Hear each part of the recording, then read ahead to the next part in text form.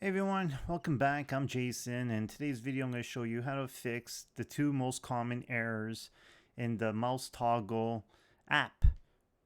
The error P2, and it's always stuck on starting. So let's get to it.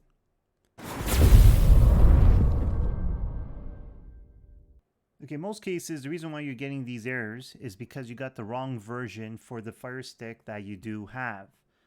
So what I'm going to do is we're going to go to the home button. I'm going to head over to apps. I'm going to delete this because I know this version is not for this Fire Stick. Okay. So what you guys want to do now, we're going to head over to Downloader. And you're going to type the following.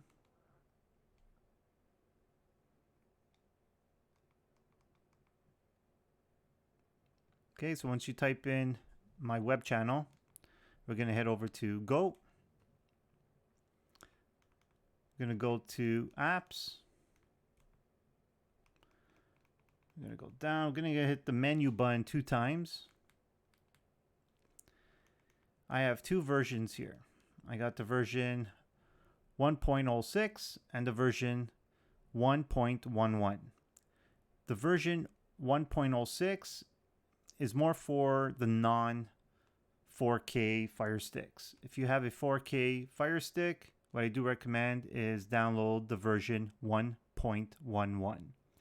Okay, so in my case, I do have a 4K. I got the 4K Max, I believe, here. So I'm going to hit OK.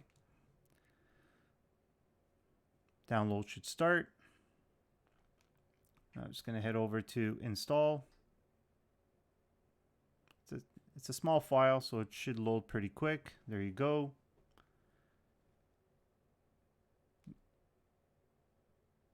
Now I'm going to hit done. We're not going to open it.